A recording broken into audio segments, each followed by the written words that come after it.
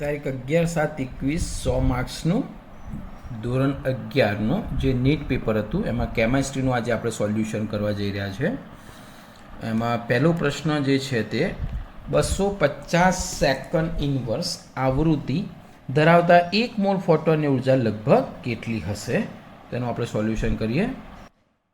250 second inverse અથવા તો 250 હર્ઝ આવૃત્તિ આપેલી છે, એટલે કે તમને ન્યૂ આપેલું છે અને પૂછ્યું છે 1 મોલ ફોટોનની ઉર્જા. તમને એવું કહ્યું છે કે ભાઈ 1 મોલ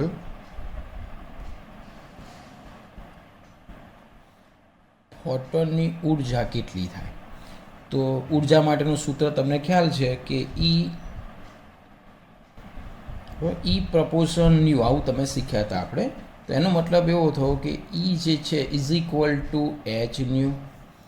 એક ફોટોન આપ્યો હોય, માત્ર એક ફોટોન, તો ઈ is equal two H new. આ પ્લાન્ક અચળાંક છે, આવૃત્તિ છે, ઈ એનર્જી છે. એક ફોટોન હોય તો એની ઉર્જાનું સૂત્ર છે. અહીંયા આપણને 1 મોલ કહ્યું છે, તો એનો મતલબ 1 મોલ એટલે NE થાય. એને એક આઇન્સ્ટાઈન ઉર્જા પણ કહેવામાં આવે છે. તો એ કેટલી થાય? NH ન્યૂ જેટલી થાય. તો અહીંયા કિંમતો મૂકી દઈએ. n એટલે એવોગેડ્રો આંક, એટલે 6.022 ગુણ્યા 10⁻23 રાઈટ, ગુણ્યા પ્લાન્ક અચળાંક આપ સૌ જાણો છો 6.626 ગુણ્યા 10⁻34 અને આવૃત્તિ આપેલી છે ન્યૂ 250. તો આનું તમે સાદુરૂપ આપશો એટલે નિયરલી તમને ખ્યાલ આવશે, બરાબર. કારણ કે નીટની અંદર કેલ્સી હોતું નથી, તો તમે અહીંયા આશરે પડતો ગુણાકાર કરી શકશો. 6 ગુણ્યા 6 એટલે 6×6 36, સમથિંગ 25 વડે ગુણશો એટલે સામાન્ય રીતે તમે આવો ગુણાકાર કરી શકો કે 36 ગુણ્યા 25 એટલે 0, 36 દુ 36 દુ 72, બરાબર. ત્યાર પછી 6×35 0, 2 3, 5 15, 16 17 અને 18. તો અહીંયા આગળ 0 8 9 10 0 2 1 7 ને 1 8 ને 1 9 એટલે અને એક 0 પેલા 5નું, એટલે નિયરલી જે છે એ લગભગ, આમ તો ઉપરના 6 નથી ગણ્યા અહીંયા આગળ, એટલે 9 પોઈન્ટ સમથિંગ કશુંક આવશે, રાઈટ. એટલે અહીંયા આગળ આમ જોવા જઈએ તો 1 2 અને 3, એટલે અત્યારે આપણે એવું માની લઈએ કે આટલા છે 10⁻23 અને -34, એટલે -11 થશે, રાઈટ. હવે 9 પોઈન્ટ સમથિંગ કશુંક આવશે એટલે 10 છે એવું પણ માની લેવાય, બરાબર. તેમ છતાં અહીંયા પોઈન્ટ છે, એટલે અહીંયાથી પોઈન્ટ આ બાજુ આવે એટલે કે 1 2 અને 3 એટલે 9 જે છે ઇન્ટુ 10⁻³ આવશે, એટલે +3 અહીંયા થશે, રાઈટ, એટલે -8 આવશે. એટલે કે નિયરલી આમ તમે જોવા જાઓ તો 9.9 અહીંયા આગળ આવતું હોય એટલે આને 1 કહી શકાય, કારણ કે સમથિંગ ક્યાંક આવશે, બરાબર. તો એનો મતલબ એવો થયો નિયરલી કે અહીંયા તમે એને 1 × 10⁻⁻8 આ જે આવશે ને ટોટલી, એ તમને ખબર છે કે આ જે પ્લાન્ક અચળાંક છે ને એ જૂલમાં છે ને, એટલે અહીંયા એકમ જે આવશે એનર્જીનો જૂલમાં આવશે. અને આના જૂલ બરાબર જે તમને ઓપ્શન આપેલા છે એ ચેક કરી લઈએ આપણે, કે 1 આપેલો છે એટલે ગુણાકાર નહીં કરો તો પણ ચાલશે, ખાલી તમારે તો 10⁻² કેટલી ઘાત છે એ જોવાની છે. અર્ગ તમને ખબર છે કે 1 અર્ગ એટલે કેટલા, બરાબર, અને 1 જૂલ એટલે કેટલા, 1 ઇલેક્ટ્રોન વોલ્ટ એટલે કેટલા, 1 માઇક્રો ઇલેક્ટ્રોન વોલ્ટ એટલે કેટલા. તો જનરલી જૂલ અને અર્ગનો સંબંધ આપ સૌ જાણો છો કે 1 × 10⁻⁸ જૂલ હોય તો એને 1 અર્ગ કહેવાય, રાઈટ, 1 અર્ગ કહેવાય. તો આપણો જે ઓપ્શન છે અહીંયા એ આવશે 1 અર્ગ, આ રીતનું, રાઈટ. ચલો બીજો પ્રશ્ન છે. બોરના સિદ્ધાંત મુજબ 5મી કક્ષામાં ભ્રમણ કરતા ઇલેક્ટ્રોનનું કોણીય વેગમાન તમને પૂછેલું છે. ફરીથી, કઈ કક્ષામાં? 5મી કક્ષામાં ભ્રમણ કરતા ઇલેક્ટ્રોનનું કોણીય વેગમાન. અહીંયા 5મી કક્ષા છે એટલે કે n બરાબર 5 થશે, 5મા નંબરની કક્ષા બોર પ્રમાણે. કોણીય વેગમાનનું સૂત્ર આપ સૌ જાણો છો, mvr is equal to n h upon 2π, right. આ સૂત્ર આપણે બુકમાં અભિધારણામાં, બોર્ડની અભિધારણામાં શીખી ગયા છે. તો MVR is equal two NH અપન 2π. તો બહુ સીધી વસ્તુ છે. n બરાબર કેટલા છે? 5, એટલે nની જગ્યાએ 5 મૂકીશું ઇન્ટુ h અપન 2π. તો 5 અપન 2 એટલે કે 2.5 થશે, 2.5h અપન π. તો આવો ઓપ્શન આપણે જોઈ લઈએ કે અહીંયા 2.5h અપન π આ ઓપ્શન છે, બરાબર. એટલે તમે અહીં જોઈ શકો છો, ઘણી વખત પાઈની કિંમત આપેલી હોય તો પાઈની કિંમત પ્રમાણે સેટ કરવાનું છે. એટલે જ્યારે પણ કોણીય વેગમાનનું સૂત્ર પૂછાય તો MVR is equal two NH અપન 2π, એ રીતે તમે આન્સર આપી શકશો. ચલો, ત્યાર પછી ત્રીજો પ્રશ્ન. હાઇડ્રોજન પરમાણુના ઇલેક્ટ્રોનની ભૂમિ અવસ્થામાં ઉર્જા આપેલી છે, એ તો તમે જાણો છો, ના આપેલી હોય તો પણ 13.6 ઇલેક્ટ્રોન વોલ્ટ. તો બીજી ઉત્તેજિત અવસ્થા એટલે કે n બરાબર 3 માં ઇલેક્ટ્રોનની ઉર્જા કેટલી હશે? તો ત્રીજો પ્રશ્ન, તમને ફર્સ્ટ ઉર્જા આપેલી છે, એટલે કે આપ સૂત્રનો જાણો છો કે En હોય, બરાબર. તો -13.6 ઇલેક્ટ્રોન વોલ્ટ અપન n સ્ક્વેર. આ ઇલેક્ટ્રોન વોલ્ટ હોય એ પ્રમાણે આ સૂત્ર છે, તમને એ પણ ખબર છે. હવે n બરાબર અહીંયા પૂછેલું છે કે n બરાબર ત્રીજા નંબરની કક્ષા, રાઈટ. તો nની જગ્યાએ અહીંયા 3 મૂકી દઈએ. તો nની જગ્યાએ 3 મૂકી દઈશું એટલે -13.6 અપન 3 સ્ક્વેર, આટલા ઇલેક્ટ્રોન વોલ્ટ થાય. એનો મતલબ એવો થયો કે -13.6 અપન 9, રાઈટ. હવે આનું ભાગાકાર કરવા માટે ટાઈમ બગાડવાની જરૂર નથી, કારણ કે તમને જે ઓપ્શન આપેલા છે ને, ઓપ્શનમાં બહુ સીધી વસ્તુ છે કે અહીંયા તમને આપેલું છે 1.51, 3.4, 6, બરાબર. તો બહુ સીધી વસ્તુ છે કે તમને અહીંયા આગળ પૂછેલું છે -13.6 ડિવાઇડેડ બાય 9, એટલે અહીંયા તો ઉર્જા પૂછેલી છે, એટલે માઇનસ પ્લસનો કોઈ પ્રશ્ન જ નથી. તો અને ભાગાકાર કરશો એટલે 9 એકા 9 13 છે, એટલે એનો મતલબ 1 પોઈન્ટ સમથિંગ આવવાનું, બહુ સીધી વસ્તુ છે. તો અહીંયા ઓપ્શનમાં તમને આપેલું છે 1 પોઈન્ટ સમથિંગ વાળો ઓપ્શન કયો? જો આ તો આવવાનું જ નથી. 9 છંગ તો ઘણું બધું વધી જાય, 9 તરી પણ વધે, એટલે સીધી વસ્તુ છે કે ઓપ્શન કયો હશે? અહીંયા આ રીતે, અહીંયા કયો હશે? એ આવશે, રાઈટ. સિમ્પલ છે, તમે ગણતરી કરશો તો પણ આવશે, અને ગણતરી નહીં કરો તો તમને ઓપ્શન ઓટોમેટિક ખ્યાલ આવી જશે, 1 ઇલેક્ટ્રોન વોલ્ટ, રાઈટ. આગળનો પ્રશ્ન. જો સૂક્ષ્મ કણના સ્થાન અને વેગમાનની અનિશ્ચિતતા સમાન હોય તો ગતિના મૂલ્યમાંની અનિશ્ચિતતા કેટલી? હાઇઝનબર્ગના અનિશ્ચિતતાનો સિદ્ધાંત છે, બરાબર. એમાંથી આપણે સૂત્ર પૂછેલું છે. અહીંયા તમને કહે છે કે કણનું સ્થાન અને વેગમાનની અનિશ્ચિતતા બંને જ્યારે સમાન હોય તો ગતિના મૂલ્ય એટલે કે વેગના મૂલ્યમાંની અનિશ્ચિતતા કેટલી? તો જોઈએ આપણે. ચલો, હાઇઝનના અનિશ્ચિતતાનું જે સૂત્ર છે એમાં આવું છે, delta x into delta P is equal to h upon 4π. હવે ડેલ્ટા એક્સ છે એ સ્થાનની અનિશ્ચિતતા દર્શાવે છે, ડેલ્ટા પી છે એ વેગમાનની અનિશ્ચિતતા દર્શાવે છે. હવે અહીંયા તમને કહું છે કે બંને સમાન છે, તો વેગ જે ગતિ છે ને, ગતિની અનિશ્ચિતતા કેટલી હોય? તો આ બંને સમાન છે, તો એનું પ્રોપર સૂત્ર મૂકી દઈએ. ડેલ્ટા પી જે છે ને, ડેલ્ટા પી, તો એ વેગમાન આપણે આવી રીતે લખાય m ઇન્ટુ ડેલ્ટા વી. હવે એ અને સ્થાન બંને સરખા છે, તો સ્થાનની જગ્યાએ પણ હવે આવી રીતે લખાય m ડેલ્ટા વી. બંને સેમ છે ને, બંને સેમ છે, તો is equal to h upon 4π. બંને સરખા છે એટલે એનો મતલબ એવો થયો m square delta v square, એટલે કે m square delta v square is equal to h upon 4π. એમને પેલી બાજુ લઈ જઈએ તો ડેલ્ટા વી સ્ક્વેર જે છે is equal to h upon 4π m square. બરાબર. તો આના ઉપરથી ગતિ શોધી નાખીએ તો ડેલ્ટા વી કેટલા છે એવું પૂછેલું છે, કે અનિશ્ચિતતા કેટલી વેગમાં.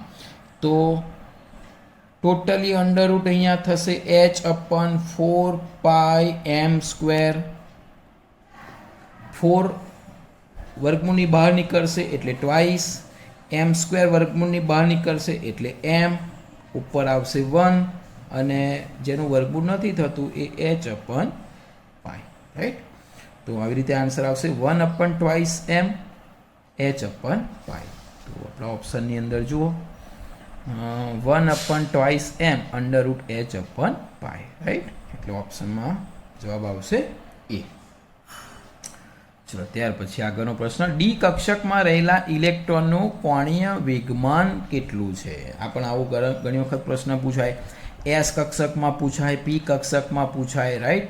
એફ કક્ષક. તો ડી કક્ષક અહીંયા પૂછેલી છે કે ડી કક્ષકમાં રહેલા ઇલેક્ટ્રોનનું કોણીય વેગમાન કેટલું? તો એનું સૂત્ર આપી દઉં, તમને ખબર જ છે. જો કોઈ પણ કક્ષક હોય એમાં જ્યારે તમને ઇલેક્ટ્રોનનું કોણીય વેગમાન પૂછે તો ઇલેક્ટ્રોનનું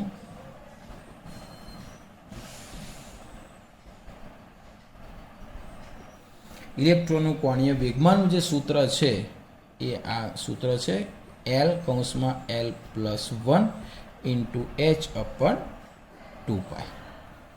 સિમ્પલ સૂત્ર છે. √L (L+1) × h/2π. બસ Lની કિંમત મૂકી દેવાની છે. હવે બહુ સીધી વસ્તુ છે. ડી કક્ષક છે ડી, તો એના માટે એલની વેલ્યુ આપ સૌ જાણો છો કે L = 0, L = 1, L = 2. જો 0 હોય તો S1 હોય તો P2 હોય તો D. તો D છે એનો મતલબ L = 2, તો અહીંયા મૂકી દઈએ 2 + 1 × h/2π જેટલું વેલ્યુ રહેશે. તો અંડરરૂટમાં 2 + 1 3, 3 × 2 6 એટલે 6 × h/2π જેટલું મૂલ્ય રહેશે. હવે અહીંયા ઓપ્શનમાં શું આપેલું છે ચેક કરી લે, સાદુરૂપ આપવું કે નહીં ખ્યાલ આવે. તો અહીંયા આપેલું છે √6 h/2π, પહેલું જ ઓપ્શન આપેલો છે, રાઈટ. એટલે અહીંયા આપણે આ રીતે લખી શકીશું. આના કરતાં પણ વધારે સાદુરૂપ આપેલું હોય તો બહુ સીધી વસ્તુ છે. 2 જે છે અંડરરૂટ કરીને 6 અંડરરૂટ કરીને પણ આપેલું હોય તો 2 કેન્સલ થાય, √3 h/, બરાબર, પાઈ એવું પણ આપી શકે. એટલે અત્યારે પહેલો ઓપ્શન આપેલો છે અહીંયા આન્સર, એટલે આપણે એ ઓપ્શન મૂકીશું. ત્યાર પછી નીચેનામાંથી કઈ જોડમાં રહેલા બંને તત્વોમાં S ઇલેક્ટ્રોન જેટલા જ P ઇલેક્ટ્રોન છે? એટલે તમારે અહીંયા શું કરવું પડશે? ઇલેક્ટ્રોન રચના લખવી પડશે. અને ઇલેક્ટ્રોન રચના લખીને આપણે જોઈ લઈએ દરેકનો. તો OMG, FCl, N અને P આટલા અને Na આટલી ઇલેક્ટ્રોન રચના લખીએ. અને તમે કદાચ ખ્યાલ પણ હશે કે ઇલેક્ટ્રોન રચનામાં આમ જનરલી S ને Pના જેટલા ઇલેક્ટ્રોન આવતા હોય સરખા થવા જોઈએ. ઓકે, પહેલું ઓપ્શન આપણે શરૂઆત કરીએ O અને Mg, રાઈટ. O અને Mg વારાફરતી બધા લઈએ. ચલો, O નો 8, Mg નો 12. ઇલેક્ટ્રોન રચના લખીએ 1s2, 2s2, 2 ને 2 4 અને 2p4 શોર્ટમાં જ લખવાની છે. 4 ને 2 6 ને 2 8 થઈ ગયા. ચલો, Mg ના લખીએ 1s2, 2s2, 2p6 6 ને 2 8 ને 2 10 અને હવે અહીંયા આવશે 3s2. તો અહીંયા હવે જેટલા Sના ઇલેક્ટ્રોન છે એટલા Pના ઇલેક્ટ્રોન હોવા જોઈએ. ચલો, અહીંયા Sના ઇલેક્ટ્રોન અહીંયા ગણીએ આ જગ્યાએ અને અહીંયા સરખા હોવા જોઈએ. Sના ઇલેક્ટ્રોન કેટલા, Pના કેટલા, Sના કેટલા, Pના કેટલા, બરાબર, સરખા હોવા જોઈએ. Sના 2 ને 2 4 ઇલેક્ટ્રોન છે. ચલો, Pમાં પણ 4 ઇલેક્ટ્રોન છે. અહીંયા 2 ને 2 4 ને 2 6, Sમાં કુલ 6 ઇલેક્ટ્રોન છે. Pમાં પણ 6 ઇલેક્ટ્રોન છે. એનો મતલબ પહેલો જ ઓપ્શન સાચો છે. જો Sના ઇલેક્ટ્રોન જેટલા જ Pના ઇલેક્ટ્રોન હોવા જોઈએ, Sના ઇલેક્ટ્રોન જેટલા જ Pના ઇલેક્ટ્રોન હોવા જોઈએ. તો અહીંયા જે છઠ્ઠો પ્રશ્ન છે, કઈ જોડમાં રહેલા બંને તત્વોમાં S ઇલેક્ટ્રોન જેટલા જ P ઇલેક્ટ્રોન આવેલા છે? તો કયો ઓપ્શન આવશે? એ ઓપ્શન આવશે. આગળ, ત્રીજી કક્ષામાં ભ્રમણ કરતા હાઇડ્રોજન પરમાણુના ઇલેક્ટ્રોનની ઉર્જા E હોય તો બીજી કક્ષામાં ભ્રમણ કરે ત્યારે ઇલેક્ટ્રોનની ઉર્જા કેટલી હશે? સાતમો પ્રશ્ન એવું કહે છે કે ત્રીજી કક્ષામાં ભ્રમણ કરતા એટલે કે n = 3g હોય તો હાઇડ્રોજન પરમાણુના ઇલેક્ટ્રોનની ઉર્જા E હોય તો બીજી કક્ષામાં ભ્રમણ કરે એટલે કે n = બીજી કક્ષામાં ભ્રમણ કરે તો ઉર્જા કેટલી છે? બરાબર, તો એ સમજી લઈએ આપણે. અહીંયા ઉર્જા ઈ વાત કરેલી છે કે આમાં ત્રીજી કક્ષામાં હોય ત્યારે એની ઉર્જા કેટલી છે ઈ છે એવું પૂછ્યું છે. તો 2માં હોય તો કેટલી ઉર્જા? બહુ સિમ્પલ વસ્તુ છે. ચલો પહેલાં n બરાબર 3 જનરલી તમને ખબર છે કે સૂત્ર આવું છે ઈ એન બરાબર -RH/n². તો અહીંયા ત્રીજા નંબરની વાત કરીએ તો E3 = -RH, અહીંયા આવશે 3નો વર્ગ, એનો મતલબ -RH/9.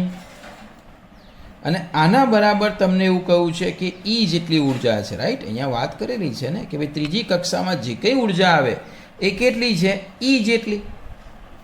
તો અહીંયા હવે જુઓ ઈ જેટલી ઉર્જા હોય તો -RH બરાબર 9E થાય. તો એનો મતલબ RH બરાબર કેટલા થાય? -9E. તો આ એક તમને એક સંબંધ મળ્યો કે RH બરાબર -9E. તો હવે બીજા નંબરમાં પૂછ્યું છે n બરાબર 2, રાઈટ? તો n બરાબર 2 લઈએ તો n બરાબર 2માં સૂત્ર શું આવશે?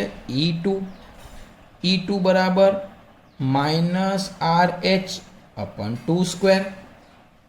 તો એનો મતલબ એવો થયો -RH ની કિંમત જો અહીંયાથી મૂકી દઈએ આપણે RH, તો -9E અહીંયા મૂકી દઈએ એટલે માઇનસ પ્લસ થઈ જશે, એટલે કે +9E થઈ જશે, +9E/4.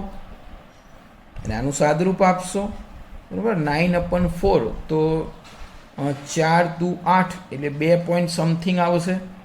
એટલે તમે આમ ઓપ્શનમાં જોશો ને તો આખું સાદરૂપ આપવાની જરૂર નથી તમારે, કારણ કે અહીંયા તમે ઓપ્શનમાં જુઓ કે 2 પોઈન્ટ સમથિંગમાં એક જ ઓપ્શન આપેલો છે, એટલે આગળ આપવાની જરૂર નથી. એટલે સીધી વસ્તુ છે, ઓપ્શન જવાબ 2 આવશે. એટલે સાદરૂપ આપશો તો પણ તમને ખ્યાલ આવશે કે 2 પોઈન્ટ આવશે 25, 9/4 અને ઈ તો છે જ, રાઈટ? તો આપણને ઓપ્શન મળશે 2 + 2.25E. બરાબર? દાખલો ક્લિયર થઈ ગયો? આની PDF ફાઇલ તમને મોકલું છું એટલે તમને ખ્યાલ આવી જશે. ઓકે, ચલો ત્યાર પછી આગળનો પ્રશ્ન, 8મો પ્રશ્ન. એ પણ બહુ સિમ્પલ છે. કે કક્ષામાં 2 ઇલેક્ટ્રોન, L કક્ષામાં 8 ઇલેક્ટ્રોન, M કક્ષામાં 13 ઇલેક્ટ્રોન ધરાવતા ત્રિસંયોજક ધનાયન M3+ નો દળ ક્રમાંક 56 હોય તો તેમાં ન્યુટ્રોનની સંખ્યા કેટલી?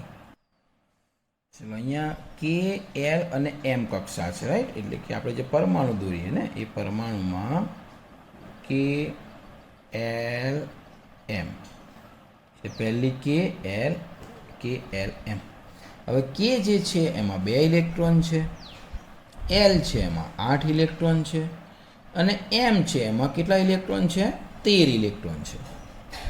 હવે એ આટલા ઇલેક્ટ્રોન ધરાવતો ત્રિસંયોજક ધનાયન, એટલે અહીંયા આગળ તમને એવું કહું છે ત્રિસંયોજક ધનાયન એટલે M3+ જે છે એ કુલ આટલા ઇલેક્ટ્રોન ધરાવે છે. તો કેટલા ઇલેક્ટ્રોન ધરાવશે? 2 + 8 + 13. 8 ને 2 10 ને 13 એટલે 23 ઇલેક્ટ્રોન M3+ ધરાવે છે એવું તમને કહ્યું છે. તો M કેટલા ઇલેક્ટ્રોન ધરાવશે? M તો આ જે દૂર થયા છે એને એડ કરી દો એટલે 23 + 3 એટલે કે 26 ઇલેક્ટ્રોન ધરાવશે. તટસ્થ થયો, એનો મતલબ એવો થયો કે એનો પરમાણુય ક્રમાંક કેટલો થયો? 26 થયો. અને તમને શું કહ્યું છે? દળ ક્રમાંક 56, એટલે કે અહીંયા તમને કેટલા આપેલા છે? 56 આપેલા છે. તો હવે આ જગ્યાએ તમને પૂછેલું છે ન્યુટ્રોનની સંખ્યા કેટલી? તો ન્યુટ્રોનની સંખ્યા કેવી રીતે કરશું? 56 - 26. 6 માંથી 6 જાય, 0 5 માંથી 2 જાય એટલે 3. તો અહીંયા ઓપ્શન આપેલો છે ન્યુટ્રોનની સંખ્યા. તો ન્યુટ્રોનની સંખ્યા આવશે કેટલી? 30 આવશે. ઓકે, તો આ રીતે તમે એ દાખલો ગણી શકો. બહુ સિમ્પલ પૂછેલો છે. ચલો, n + L = 5 મૂલ્ય ધરાવતી બધી જ કક્ષકોમાં મહત્તમ કેટલા ઇલેક્ટ્રોન ભરાઈ શકે? n + L નો સરવાળો 5 થાય એ પ્રમાણે આપણે બધી કક્ષકો ગણવાની છે. મહત્તમ કેટલા ઇલેક્ટ્રોન હોઈ શકે? તો આપણે ચેક કરીએ 9th એક્ઝામ્પલ. ચલો પહેલાં લખી દઈએ કેટલા છે n + l = 5 થાય. હવે બંનેની વેલ્યુ તમને બધાને ખબર છે n અને l. તમે અહીંયા ઇલેક્ટ્રોન રચના લખશો તો 1s બરાબર 2s2 2p6 3s2 પછી 3p6 આ રીતે ઇલેક્ટ્રોન રચના આવતી રહેશે આગળ તમે જેમ જેમ લખશો તેમ. ત્યાર પછી આવશે 3p એટલે આવું બહુ પ્રમાણે તમે ઇલેક્ટ્રોન રચના લખવાની છે.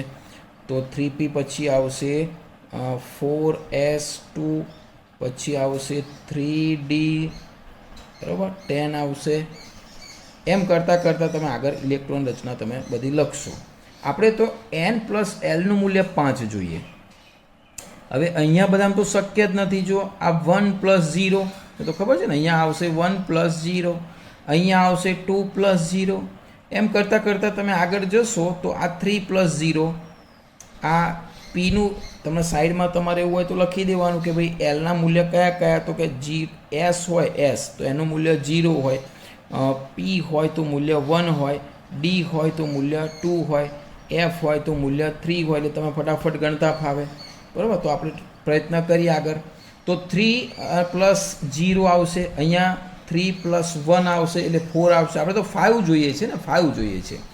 ચલો અહીંયા 4 + 0 આ પણ નહીં આવે. અહીંયા આવશે ડી બરાબર કેટલા છે જુઓ 2 એટલે 3 + 2 એટલે અહીંયાથી એન્ટ્રી પડશે એક આ આવશે 3d એટલે આપણે એક કક્ષક લખીશું આપણે 3d બરાબર.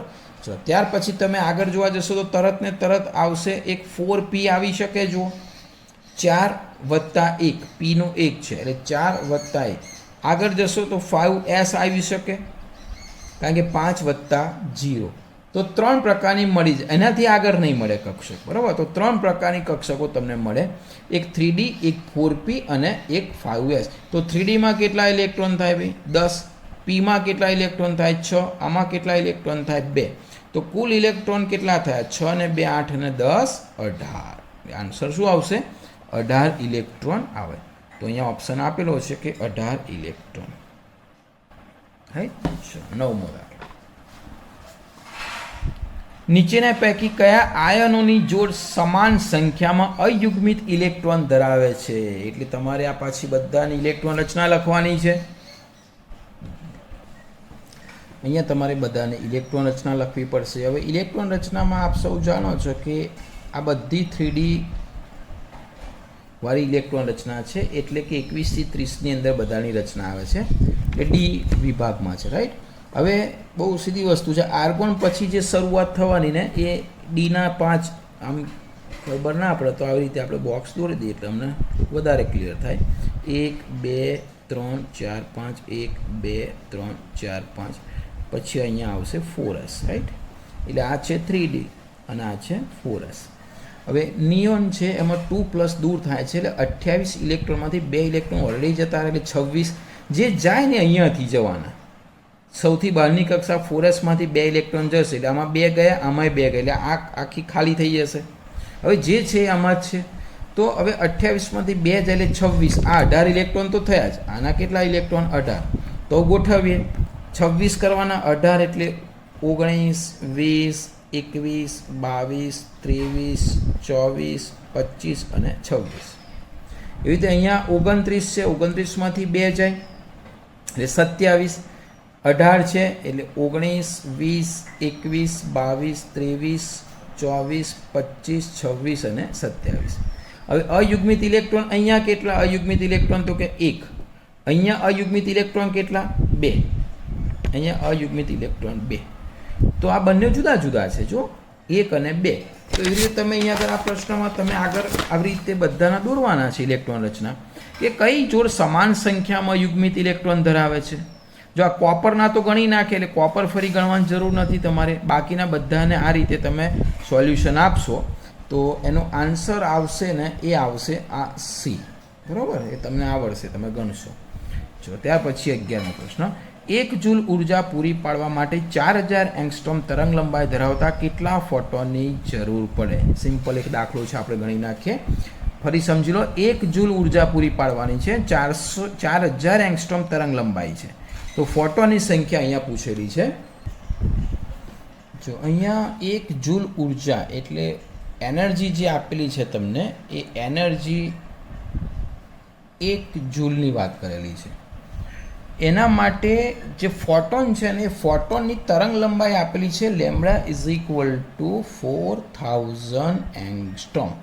હવે સીધી રીતે આપણે જ્યારે ગણતરી કરીએ છીએ ત્યારે એંગસ્ટ્રોમની જગ્યાએ આપણે કયો એકમ લઈએ છીએ? મીટર લઈએ છીએ.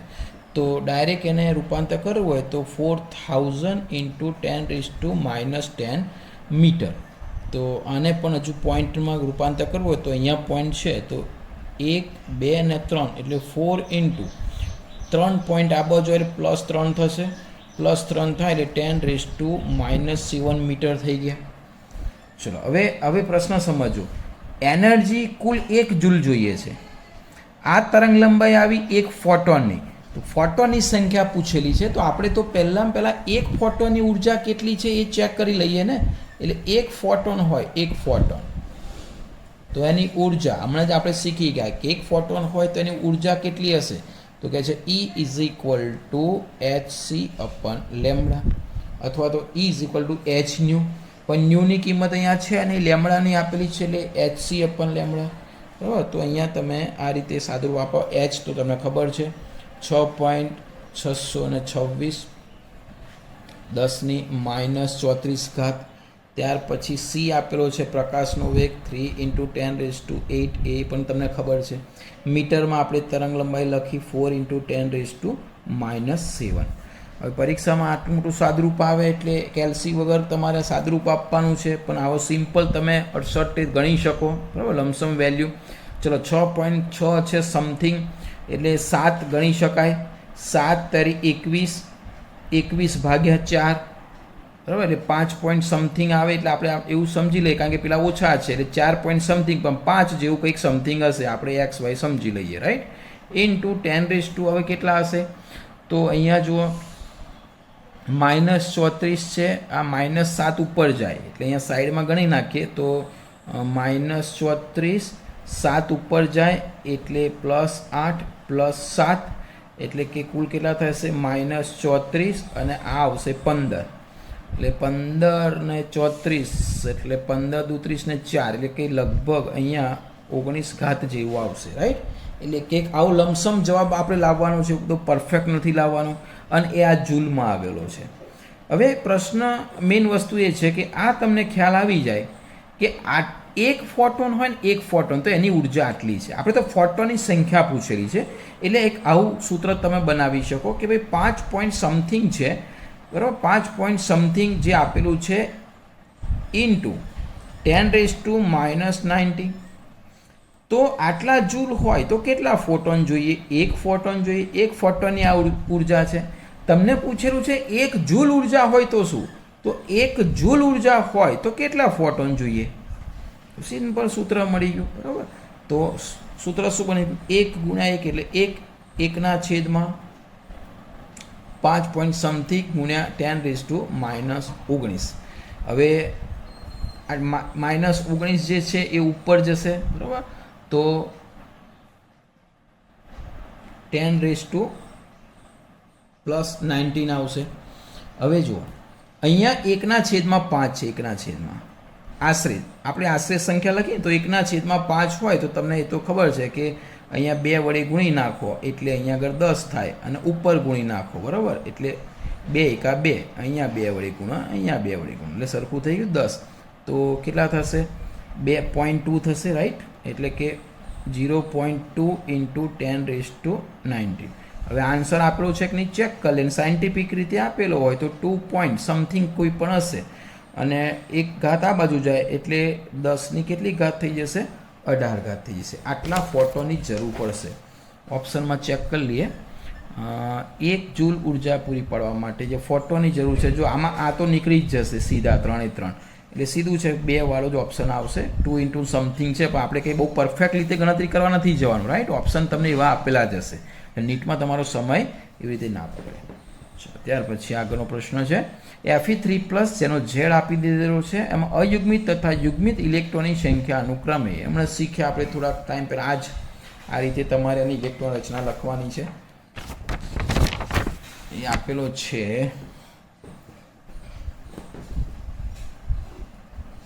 12મો પ્રશ્ન આપેલો છે FE3 હમણાં શીખ્યા બહુ સિમ્પલ છે. એનો ઝેડ કેટલો આપેલો છે 26. તમને ખબર છે કે અહીંયા તો આર્ગોન આવશે. આર્ગોન પછી જે આવવાની છે એમાં તમને પૂછેલું છે ને કે અયુગ્મિત તથા યુગ્મિત ઇલેક્ટ્રોનની સંખ્યા કેટલી આપેલી છે. અચ્છા, હવે બહુ જો સીધી વસ્તુ છે. અહીંયા આ તો બધા યુગ્મિત જ હશે. એટલે આ યુગ્મિત ઇલેક્ટ્રોન કેટલા થયા 18 તો થયા જ. હવે ખાલી બહારના જ ગણવાના રહે તો તમને સમજાવ્યું કે 3Dની ગણી નાખીએ અને 4Sની ગણી નાખીએ.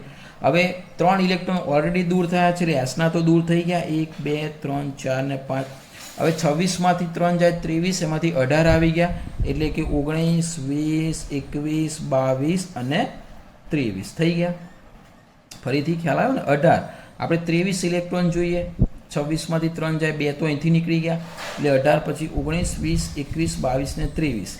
તો હવે ઇલેક્ટ્રોનની વાત કરીએ આપણે તો કુલ કેટલા ઇલેક્ટ્રોન થાય ચેક કરી લઈએ. તો અયુગ્મિત અને યુગ્મિત ઇલેક્ટ્રોનની સંખ્યા તો અહીંયા જો આ બધા જ કેવા થયા અયુગ્મિત ઇલેક્ટ્રોન. તો અયુગ્મિત ઇલેક્ટ્રોન કેટલા થયા 5 અને યુગ્મિત તો આ બધા યુગ્મિત જ છે ને એટલે સંખ્યા આવશે 18 અને 5. હવે અહીંયા શું ઓપ્શન આપેલો છે કે અયુગ્મિત પહેલા અને પછી યુગ્મિત એટલે 5 અને 18 એટલે ઓપ્શન આવશે. 36મો પ્રશ્ન નીચે દર્શાવેલ ક્વોન્ટમ આંકના સેટ પૈકી કયો યોગ્ય નથી. બરાબર, સિમ્પલ પ્રશ્ન છે. આનું સૂત્ર તમને ખબર છે કે n હંમેશા l થી મોટો જોઈએ અને l હંમેશા m જેટલો જોઈએ અથવા m કરતાં મોટો જોઈએ. રાઈટ, તો આ રીતનો ક્રમ જો જળવાતો હોય બંનેનો, એસનો કોઈ પ્રશ્ન જ નથી. એસનામાં એમાં કોઈ તમારે જવાની જરૂર નથી, તપાસવાની પણ જરૂર નથી. આ 3 ઉપરથી જ નક્કી થાય. ચલો, પહેલામાં n ગ્રેટર ધેન l હોય તો જ આગળ જવાનું. રાઈટ, ચલો n એ l કરતાં મોટો છે. યસ, ઓકે, બરોબર છે, રાઈટ છે. ચલો, આ બંને ક્યાં તો સરખા જોઈએ ક્યાં તો આના કરતાં મોટા જોઈએ આના પ્રમાણ. તો સરખા છે એટલે કે પહેલો સેટ રાઈટ છે.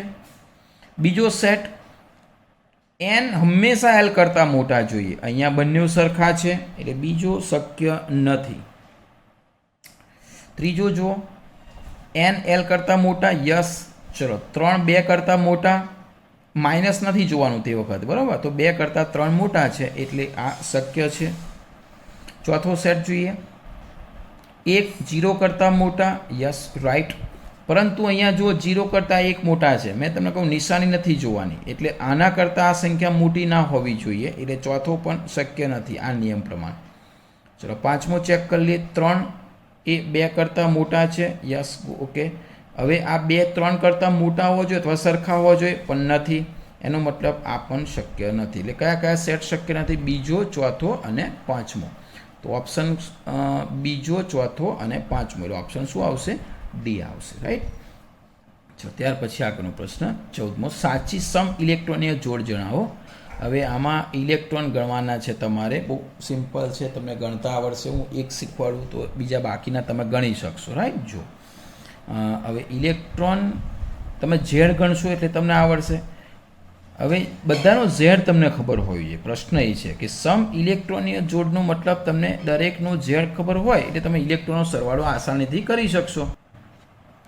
જો અહીંયા ઇલેક્ટ્રોન કેવી રીતે ગણશો તો જો અહીંયા ઓક્સિજન છે એનો ઝેડ જે છે એટલે કે જે 8 થશે એટલે અહીંયા ઇલેક્ટ્રોનની સંખ્યા ગણવાની છે. રાઈટ. એટલે 8 તરીક 24, આના 24 અહીંયા ઇલેક્ટ્રોન થશે.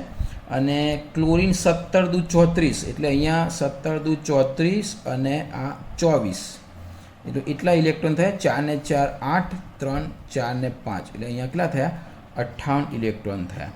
એવી રીતે અહીંયા ઇલેક્ટ્રોન ગણી આઈ જે છે એ આઈ આવર્ત કોષ્ટકની અંદર એ 53 છે એટલે એના 53 ઇલેક્ટ્રોન હશે ઝેડ. અહીંયા હવે જો Cl 2 છે એટલે આમ જોઈને જ જશો કે નહીં આવે કારણ કે 58 ને 53 તો અહીંયા જ થઈ ગયા. તેમ છતાં ગણવું હોય તો 17 દૂ 34 અને આ એક ઉમેરાશે કારણ કે માઇનસ છે ને એટલે એક ઇલેક્ટ્રોન ઉમેરે એટલે 5 ને 3 8, 5 ને 3 8. આ બંને સરખા નથી એટલે આ જોડમાં સમ ઇલેક્ટ્રોનીય જોડ નથી. એવી રીતે આપણે બધા તમે ગણશો તો ધારો કે આ ડીની વાત કરીએ તો ડીમાં Clના ઇલેક્ટ્રોન જે છે એ Clના ઇલેક્ટ્રોન મેં તમને કયા 17 થશે. O2 એટલે 1 માં 8, 8 ને 8 16, અને આ એક માઇનસ છે એટલે એ એડ થશે. 6 ને 7 ને 7 14 4 વધ્યા 1 એટલે કે 34 ઇલેક્ટ્રોન છે. અહીંયા ગણી નાખીએ Cl જે છે એ Clના ઇલેક્ટ્રોન કેટલા છે 17 છે. ત્યાર પછી F1 F9 એટલે કુલ 9 દુ 18 ઇલેક્ટ્રોન થશે, રાઈટ.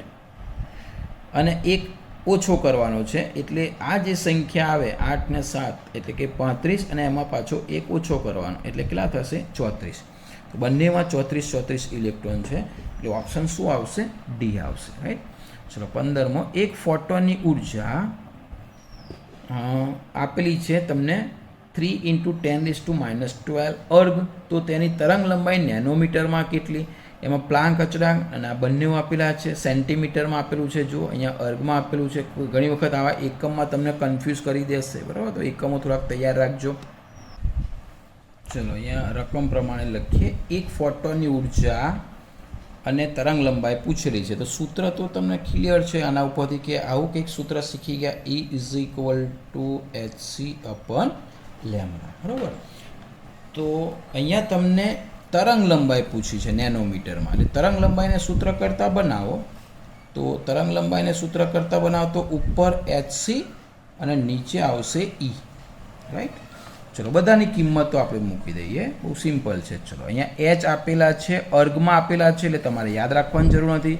6.626 × 10⁻27 અર્ગ. C આપેલા છે સેન્ટીમીટરમાં એટલે કે 3 × 1010 સેન્ટીમીટર સેકન્ડ ઇન્વર્સ, રાઈટ. એ રીતે આપેલા છે. અને નીચે તમને આની ઉર્જા પણ આપેલી છે, એ અર્ગમાં આપેલી છે એટલે બસ એમ જ એકમ આપેલા છે એટલે 3 × 10⁻12 અર્ગ, બરાબર. જો આ બહુ સિમ્પલ, એકમો સાથે મૂકી દીધી કિંમતો. અર્ગ એકમ ઉડી જવાના છે, સેકન્ડ ઇન્વર્સ જે છે. હવે સેન્ટીમીટર સેકન્ડ ઇન્વર્સની વાત આપણે જે આવે છે એટલે તરંગ લંબાઈ આપણને નેનોમીટરમાં કેટલી મળશે ખ્યાલ આવી જશે તમને. કે અહીંયા તમે સાદું રૂપ આપશો ને, બહુ સિમ્પલ. આ તો કિંમતો તો આપણે આ રકમમાંથી મૂકી એટલે બહુ જરૂર નથી.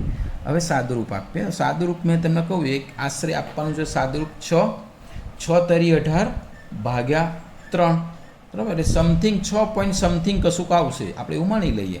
એટલે 6 પોઈન્ટ સમથિંગ આવે એટલે ધારો કે આપણે અહીંયા આગળ મૂકવું હોય સામાન્ય તો XY મૂકી દઈએ. ચલો આવું કંઈક છે. ગણતરી કરવાની પરીક્ષામાં બહુ જરૂર નથી. હવે 10ની ઘાત લઈએ. ઉપર અહીંયા 27 છે, અહીંયા 10 છે, આ -12 ઉપર જાય +12 થઈ જાય એટલે અહીંયા જે ઘાત આવશે 6.xy × 10⁻. હવે આ જે એકમ આવશે ને એ શામાં આવવાનો છે? સેન્ટીમીટરમાં, કારણ કે અહીંયા સેન્ટીમીટર છે. તો 10 અને 12 22, 27માંથી 22 જાય એટલે અહીંયા -5 સેન્ટીમીટર જેવું આવશે. હવે તમને અહીંયા નેનોમીટરની વાત કરી તો જવાબ તો આવી ગયો 6 પોઈન્ટ સમથિંગ, પણ નેનોમીટરમાં કેટલા? તો નેનોમીટરમાં ફેરવવા માટે તમને એવું શીખવાડેલું છે કે ભાઈ 1 સેન્ટીમીટર હોય તો એને પહેલાં નેનોમીટરમાં ફેરવતા આવડવું જોઈએ. તો યાદ આવતું હશે 1 સેન્ટીમીટર એટલે 10⁻² લખીએ છીએ, નેનોમીટર એટલે 10⁻9 લખીએ છીએ. -9 ઉપર જાય એટલે 10⁻² + 9 એટલે કે 10⁻7 થાય નેનોમીટર, બરાબર. ફરીથી 1 સેન્ટીમીટર બરાબર 10⁻7 નેનોમીટર થાય. તો આટલા સેન્ટીમીટરે કેટલા? એટલે કે આવી રીતે આવે, 1 સેન્ટીમીટર હોય તો 10⁻7 નેનોમીટર. તો આટલા એ કેટલા? એટલે તમારે એને સીધો ગુણાકાર કરવાનો. 6.xy સમથિંગ છે ઇન્ટુ 10⁻5 છે પ્લસ આ 7 ત્યાં આવશે એટલે કે 10⁻7 આવશે. તો અહીંયા તમારો જવાબ 6 પોઈન્ટ જે સમથિંગ છે ને એને ઇન્ટુ XY ઇન્ટુ 7માંથી 5 જાય એટલે કે 10ની કેટલી ઘાત આવશે? 2 ઘાત આવશે. એટલે પોઈન્ટ તમે અહીંથી આ બાજુ જવા દો તો તમને 6xy જેવી સંખ્યા મળે. અહીંયા ઓપ્શનમાં જુઓ, આ તો શક્ય જ નથી. 6 પોઈન્ટ પણ શક્ય નથી, 66 પોઈન્ટ શક્ય નથી. 6 પછી 2 આંકડાવાળી સંખ્યા મળે એટલે નિયરલી એ જવાબ કયો આવશે? આપણે બરાબર. પોઈન્ટમાં તમારે પરીક્ષામાં આવા પ્રશ્નો આવે તો મેં તમને કહ્યું રીતે સાદી રીતે ગણી નાખવાના. આ એક્સ વાય આપણે સાથે મતલબ કોઈ નથી, અહીં ઓપ્શનમાં તમને મળી ગયું જુઓ, રાઈટ. આ રીતે એક્ઝામ્પલ ગણી શકાશે. ત્યાર પછી મુખ્ય ક્વાન્ટમાંક n/4 હાજર કક્ષકોની કુલ સંખ્યા નીચેનામાંથી કઈ છે? તો એ તો સીધી વસ્તુ છે. આપણે કક્ષકોની સંખ્યા કેટલી હોય? n² જેટલી. n² એટલે ચોકે ચોકે 16. એમાં ઓપ્શન આવશે 16. ઓકે. ત્યાર પછી n/3 અને l/1 માં કેટલા ઇલેક્ટ્રોન સમાવી શકાય? તો કઈ કક્ષા છે? l/3 અને n/1. તો એ આપણે શીખી ગયા છે ને. n/3 એટલે 3 તો છે જ. l1 એટલે ફરીથી યાદ કરાવી દઈએ, SPD એની એસની એલની વેલ્યુ 0, અહીંયા 1, અહીંયા 2. તો l/1 હોય. તો l/1 હોય એનો મતલબ p કક્ષક થઈ. તો એનો મતલબ કક્ષક થઈ 3p.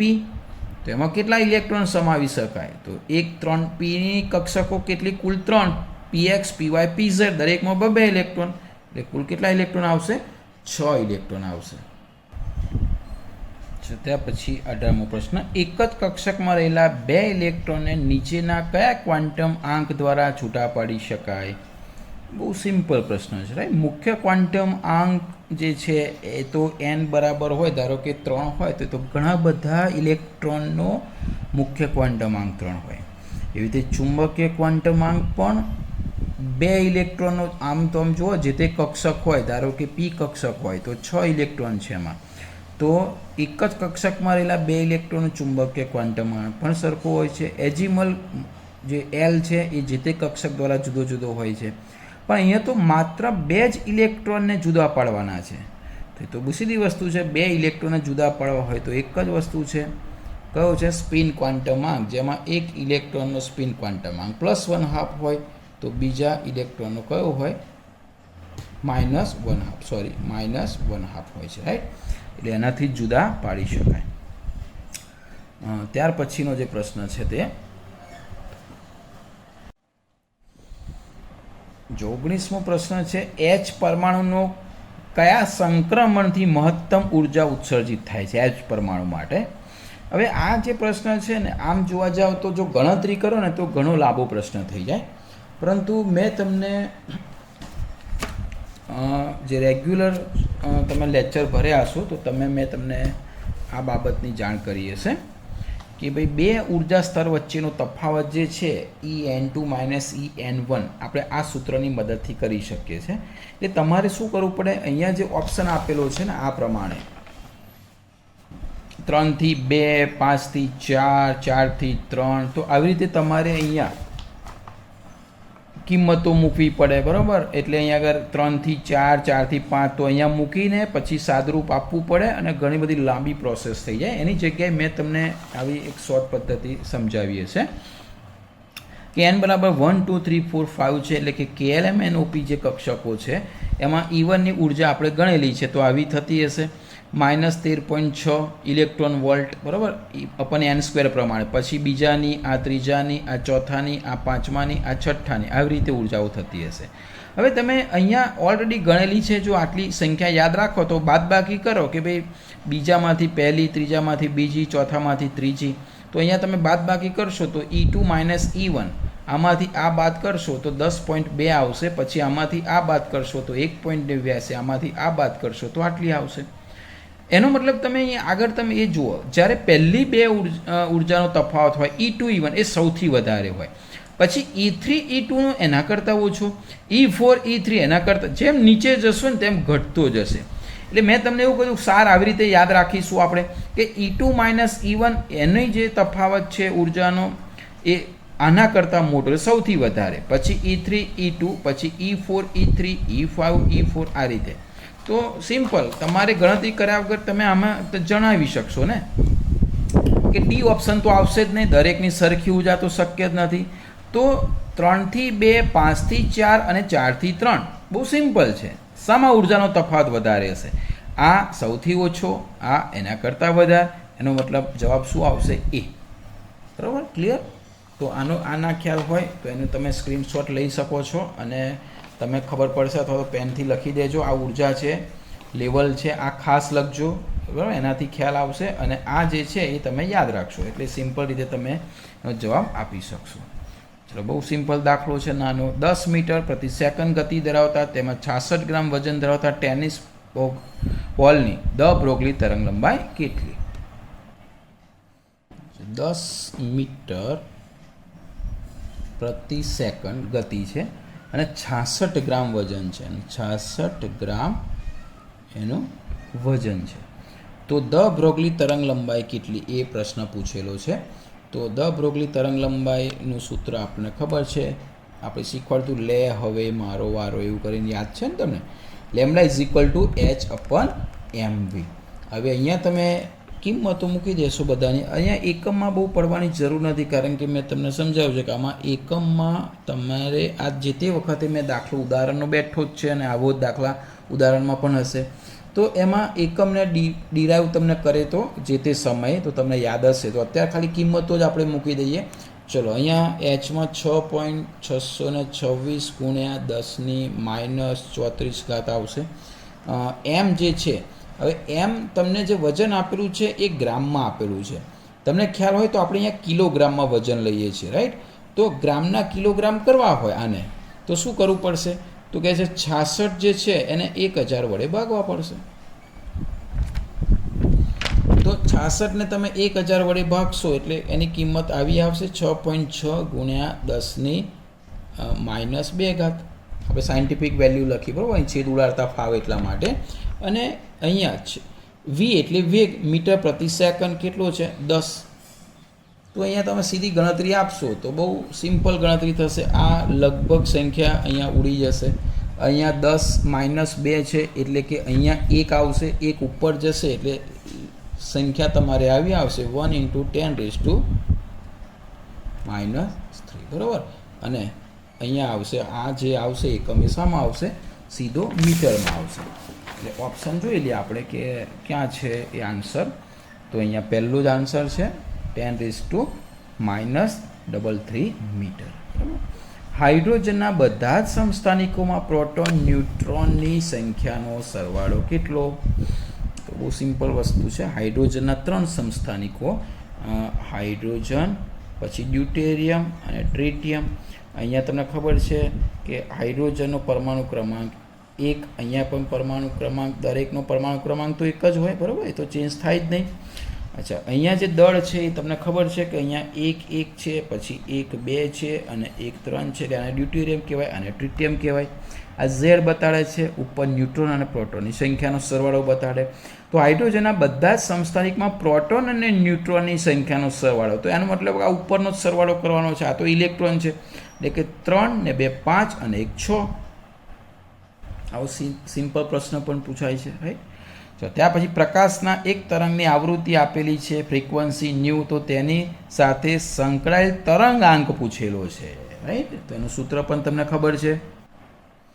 જો તરંગ આવૃત્તિ એટલે તમને ન્યૂ આપેલી છે અહીંયા 12 × 10⁻14 સેકન્ડ ઇન્વર્સ. તો તરંગ આંક તમને પૂછેલો છે, તરંગ આંક કેટલો? તો આમને પ્રકાશના વેગ સાથેની તરંગ લંબાઈનું સૂત્ર તમને ખબર હશે કે તરંગ લંબાઈ બરાબર c/ν. આ તમને ખબર હશે.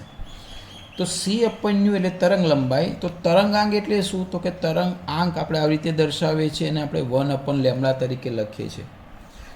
તો લેમ્ડા અને 1/λ, તો લેમ્ડા એટલે c/ν અને ν² એટલે 1/λ. તો વ્યસ્ત કરીએ અને વ્યસ્ત કરીએ એટલે સીધો તરંગાંક મળશે. તો આ ઉલટાઈ જશે એટલે કે ν² બરાબર શું થશે? ν/c. સિમ્પલ છે, રાઈટ? ન્યૂ આપેલો છે, જો ન્યૂ આપેલો છે કેટલા છે? 12 × 10⁻14 અને c તમે જાણો છો 3 × 10⁻. હવે એકમ આપણે લખવું પડશે ને, આ કયા એકમમાં છે? સેકન્ડ ઇન્વર્સ છે. હવે તમને ઓપ્શન જે આપેલા છે એ પહેલાં ચેક કરી લઈએ, મીટર છે સેન્ટીમીટરમાં, તો તમે જોઈ શકો છો. અચ્છા, મીટર પણ છે અને સેન્ટીમીટરમાં પણ છે. કે તમે કયા એકમમાં લાવો છો એના ઉપર આધારિત છે. તો તો ધારો કે આપણે અહીંયા સેન્ટીમીટર લખીએ તો 10⁻10 સેન્ટીમીટરમાં આવશે, રાઈટ? આ સેન્ટીમીટરમાં છે અને આ છે સેકન્ડ ઇન્વર્સ આવશે. તો અહીંયા તમે જોશો તો સાદુરૂપ આપશો તો 4 તરી 12 એટલે 4 ઇન્ટુ ઉપર 14 છે, એમાંથી 10 જાય એટલે કે 10⁻4 સેન્ટીમીટર ઇન્વર્સ આવું આવશે. સેન્ટીમીટર ઉપર જશે એટલે તો એવો કોઈ ઓપ્શન છે 4 ઇન્ટુ 10⁻4? યસ, તો આ આવશે આન્સર, રાઈટ? બહુ સિમ્પલ એક્ઝામ્પલ છે. ચલો ત્યાર પછી આગળની વાત કરીએ. 23મો પ્રશ્ન. પરમાણુના કેન્દ્રનું કદ એ આ 3-4 ઓપ્શન છે. પરમાણુના કદ કરતાં આટલા ઘણું છે, પરમાણુના કદ કરતાં આટલા ઘણું, પરમાણુ કદ કરતાં ઘણું. એટલે ટૂંકમાં તમને બેનો પ્રશ્ન અહીંયા છે, કેન્દ્રનું કદ અને પરમાણુનું કદ કોના કરતાં કેટલા ઘણું છે એ તમને પૂછેલું છે. આમ તો તમે જુઓ તો બધા જ પરમાણુ કદ કરતાં આ છે કેન્દ્રનું કદ એ ઘણું બધું નાનું હશે ને, અને ઘણું બધું નાનું છે એટલે બધી જ ઘાત માઇનસમાં છે, એટલે અહીંયા તો બધામાં કન્ફ્યુઝન થાય. તમે પ્લસમાં હોય તો શક્ય જ નથી. એવું તો તમને ખબર જ હોય કે પરમાણુના કેન્દ્રનું કદ હંમેશા પરમાણુ કદ કરતાં મોટું ક્યારેય ના હોય, એટલે અહીંયા માઇનસમાં છે. કેટલું ઘણું છે તો એ સમજી લઈએ. જો તમે એવું તો આપણે ટેક્સ્ટ બુકમાં શીખ્યા છો કે પરમાણુનો જે વ્યાસ છે ને, પરમાણુનો જે વ્યાસ છે એ જે કેન્દ્રનો વ્યાસ છે ને એના 5 ઘાત જેટલો વધારે છે. એ આપણે જે રુથરફોર્ડનો નિયમ શીખ્યા એમાં આપણે શીખ્યા હતા, યાદ હોય તો.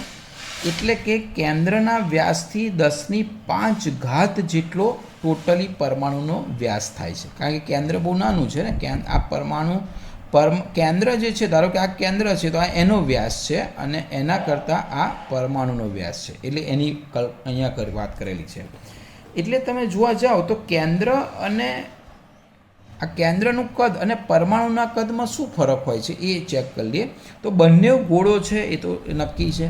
હવે ગોળો હોય તો આપણે એવું માની લઈએ કે ભાઈ ચલો પરમાણુનું કદ જે છે ગુણોત્તર લઈ લઈએ, પરમાણુનું કદ ભાગ્યા કેન્દ્રનું કદ, એટલે ગણાનો પ્રશ્ન થઈ જાય. હવે પરમાણુનું કદ અને કેન્દ્રના કદની વાત તમે કરો તો કદ આવે એટલે કે 4π3 પાય, ધારો કે આને આપણે કેપિટલ લઈએ, 4/3 પાય આને સ્મોલ લઈએ તો આ તો અચળ સંખ્યા ઉડી જવાની, એટલે કે તમારે જે ત્રિજ્યાનો ગુણોત્તર આવશે r/r³ આવશે. હવે ત્રિજ્યાનો ગુણોત્તરની વાત કરીએ તો પરમાણુનો જે વ્યાસ છે અને કેન્દ્રનો વ્યાસ છે એ જનરલી, હવે આ જે ત્રિજ્યા છે ને ટેક્સ્ટ બુકમાં આપણે એનસીઈઆરટી બુકમાં છે જ, તમને ખબર છે કે પરમાણુની ત્રિજ્યા કેટલી અને એની, એટલે આપણે અહીંયા કદની વાત કરીએ બંને તો બંનેની ત્રિજ્યાનો ગુણોત્તર આવશે.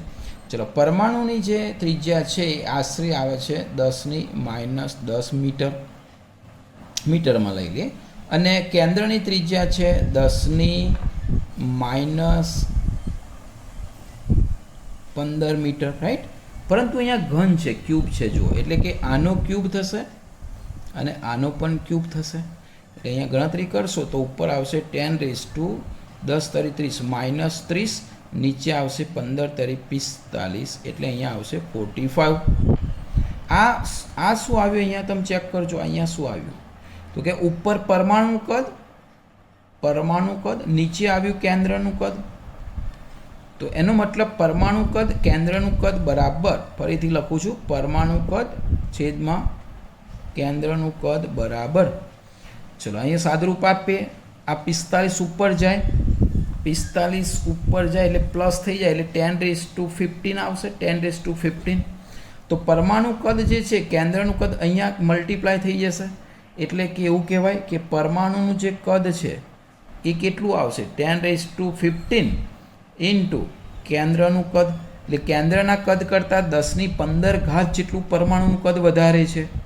હવે તમને શું પૂછેલું છે પ્રશ્નમાં કે પરમાણુના કેન્દ્રનું કદ, એટલે તમારે શોધવાનું છે કેન્દ્રનું કદ, તો 10⁻15 આ બાજુ આવશે, એટલે કે કેન્દ્રનું કદ બરાબર 10⁻15 આ બાજુ આવે એટલે નીચે જશે, એટલે કે ઉપર લઈ જઈશ તો -15 આવશે, અને અહીંયા આવશે પરમાણુનું કદ, બરાબર, ગુણાકાર કરશો એટલે જવાબ આવો આવશે. પરમાણુના કદ કરતાં 10⁻15 જેટલું વધારે છે, ઘણું છે, એટલે અહીંયા આવશે એ ઓપ્શન.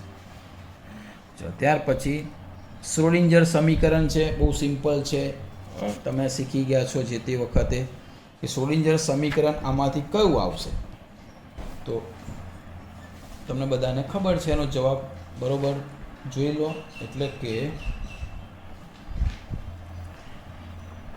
ક્યાં ક્યાં ભૂલ છે જે તે સમીકરણમાં એ તમે ચેક કરો. જો પાઈ સ્ક્વેર જોઈએ, અહીંયા પાઈ સ્ક્વેર નથી, રાઈટ, અહીંયા પાઈ સ્ક્વેર છે, અહીંયા છે, અહીંયા છે, ઓકે. પછી હવે આમાં પ્રોબ્લેમ ના થાય, ઈ માઇનસ વી હોય કે વી માઇનસ ઈ, તો આપ સૌ જાણો છો કે વી માઇનસ ઈ એનર્જી, વી માઇનસ એટલે આ બેમાંથી એક સાચું થઈ ગયું, રાઈટ. હવે બીજી આ બંનેમાંથી એક સાચું, તો ક્યાં ભૂલ છે જોઈ લે. ડેલ્ટા સ્ક્વેર એક્સ સ્ક્વેર બરાબર છે અહીંયા, બરાબર, 8 pi square m h square v minus E psi is equal to 0. આમ તો લગભગ બંને સેમ જ સમીકરણ છે, ડેલ્ટા સ્ક્વેર સાઈ, ઓકે. હા, તો આ બંને સાચા જ છે અહીંયા, જો આ પણ સાચું છે ને આ પણ સાચું છે. 8 પાઈ સ્ક્વેર એમ અપન એચ સ્ક્વેર, રાઈટ, એ પણ બરાબર છે. અને વી માઇનસ ઈ એટલે બંને અહીંયા સાચા છે, ઓપ્શનમાં ભૂલ હશે. નીચેનામાંથી કયા ઓછી ધ બ્રોગલી તરંગ લંબાઈ ધરાવે છે. હવે તમને ખબર છે ધ બ્રોગલી તરંગ લંબાઈ છે એટલે આવું સૂત્ર છે, લે ઇઝ ઇક્વલ ટુ એચ અપન વી. હે, એટલે હવે અહીંયા ઓછી તરંગ લંબાઈ છે ને, આ દળ ઉપર આધારિત છે. જો કે જેનું દળ વધારે ને, એટલે કે એનો મતલબ લેમ્ડા પ્રપોર્શનલ 1/m દળના વ્યસ્ત પ્રમાણમાં છે. તો આના ઉપરથી તમે કહી શકો કે આમાંથી દળ જેનું વધારે એની તરંગ લંબાઈ ઓછી. ઇલેક્ટ્રોનનું દળ તો બહુ જ નહીવત છે, પ્રોટોનનું દળ એ પણ નહીવત છે. તો રહ્યા બે, તો આનું દળ જુઓ, તો આનું દળ 44 છે, આનું દળ 16×2 32 ને 32 64. તો તરંગ લંબાઈ સૌથી ઓછી કોની હશે? ડીની હશે, બરાબર. તો આ રીતે તમે પ્રશ્ન, આ કંઈ પણ મૂંઝવણ હોય આ પેપરમાં, કંઈ ખબર ના પડી હોય, બરાબર, તો મને વોટ્સઅપ કરજો, મેં સમજાવીશું.